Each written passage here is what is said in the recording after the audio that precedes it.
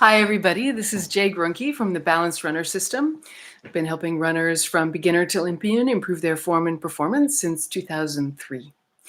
And I am here today with day number 2 of the Stuck at Home Running Tips series. So learning to be a better runner in your living room and taking this opportunity of this that we have when everything is suspended as an opportunity to grow and to learn. So I'd like to help you become a better runner in this time. So yesterday, I started talking about the forward lean and how to master your forward lean. And I had a lot to say, but it really just scratched the surface. So I want to help you today troubleshoot your lean. So be able to tell from the inside and not needing to see from the outside whether you actually are leaning, and then to start giving you some tips on how to figure out what the problem is if you're not, and start to work on it. So before we start, though, I have a great story for you. This morning I went out for a run in our just hilly neighborhood here in Marin County, California. And as I was running, I saw ahead of me and eventually passed this little Asian woman who looks like she's at least 80 years old, and she wears an apron and she carries a heavy backpack, and I see her a lot. I think she cleans for for at least 2 houses here on the hill. And so I ran past her and said good morning, and she said good morning, and then I went on up the hill. And after a minute or so, I hear pounding footsteps behind me, and she shoots past me. She had broken into a run, backpack and all, uphill, and didn't just pass, like shot past me. And I had to speed up to with her again.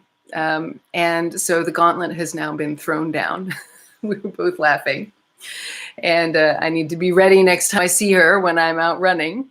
And most of all, I need to make sure that I can do that when I'm her age. It was so inspirational. So just wanted to share that with you. All right, so let's look at how to tell if you're leaning forward when you run, or some ways that you can check, and then how to troubleshoot that. So.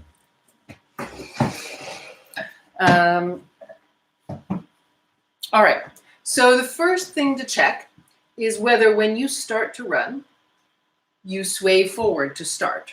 So if everything is going right, if many things are going right, the way that you'll start from a standstill to run will be that you'll sway forward, you'll shift your weight slightly sideways, usually to the left, in order to be able to pick up one foot, and you'll set it down in front of you. And then that creates a little ground reaction force, and then lets you get a little bit of air time between that step and the next, and then after that you're running. So I have a whole blog post on that. If you want to go to my website, balancedrunner.com, and just type "start running" in the search bar, you ought to find it. I'll put the link in the description below once I'm done with this live stream. So if you feel that, if you don't know how you start running, and you probably don't, because people usually have no idea how they start. They're standing and then they're running, and something happens in between. Who knows what it is? So what you can do is you can go outside, or even if you have a long hallway at home, you can't go outside, just start running and then stop, and start and stop, and start and stop. And make sure each time you stop, you come to a total standstill just for a split second before you start again. And with that repetition, you'll start to be able to feel, how is it that I'm starting to run? Other possibilities might be that you're doing a sort of a jogging into it instead of swaying forward, or that you do a big, sometimes people do a big arm swing to try to get themselves going, or maybe you have another variation. But those are 2 common alternatives that I see. So the sway forward is if you know how to do that, if that's something that you're spontaneously doing, then probably there's no major barrier to you spontaneously leaning forward as appropriate for your speed in the terrain when you're actually underway, when you're running. Because in order to do that sway forward, of course, your pelvis is going past your standing foot. And that's the essence of a lean, is that once you get past mid-stance, the pelvis goes in front of the standing foot. So you try that experiment. You can try it now at home if you like, or you can wait till after you finish watching this video and go outside. Something you can do right now, if you want to also check this in a different way, is I'm going to use the sofa. If you have a really sturdy bit of furniture, you can do that. Sorry, I'm getting a weird message from my computer. Or a wall. And just stand. You can do it initially on 2 feet. Just stand and sway forward like that. And are you able to do that by relaxing your calves and leaving your heels on the floor without feeling a stretch? If yes, then here's my assistant, the lovely and talented Leroy. I think we'll see here. This is her special nest, so we'll see her. If you're able to do that without feeling a stretch, then your calves are not too tight to lean forward. But if starting to go like this and leaving your heels on the floor, you feel any kind of a stretch in your calves, then actually you're tightening your calves. You have a habit of tightening your calves in a way that's going to inhibit your ability to lean forward, because that is ankle flexion fundamentally. Like that, without that, it doesn't matter what else you do, you're not going to be able to lean forward. So if you feel a stretch when you sway forward like this, and you well might, especially if you habitually wear shoes with an elevated heel, and if your work shoes, for instance, if you wear high heels for work, or even men dress shoes often have a bit of a heel, then you need to do a really good calf warm-up before you start to run. I also really recommend changing your daily footwear to something that's completely flat, though that it's going to take a while for your body to adjust to that and for your calves to get longer, and you're going to have some soreness while you're getting used to that, so best to ratchet down. But an active calf warm-up is going to be critical for you in order to be able to lean forward when you run. And I think every runner should always do that before running, and I always do. And I've been working on the calves for years, which it's one of those things that it's even funny that I needed to do that, because I was a professional modern dancer for the first part of my adult life, for 13 years or something. So I was barefoot professionally in the dance studio, and plie was part of my job, bending the knees, the ankles, doing it in all kinds of different positions.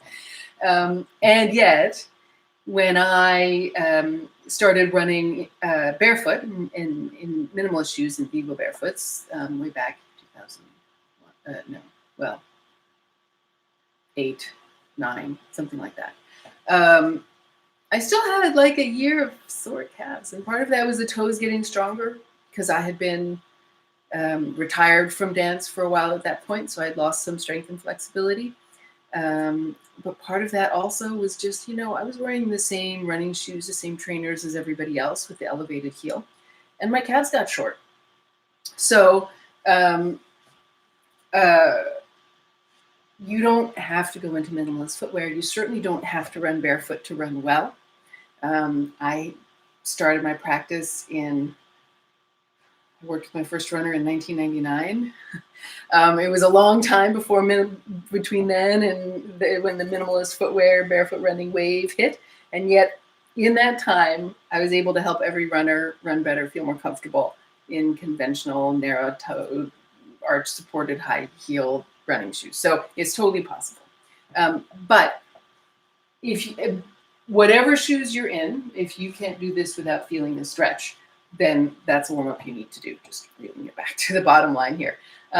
So I have an active calf warm-up video that I created years ago, in the same top, and I will link to that also in the description below after this live, so that you can try that warm-up.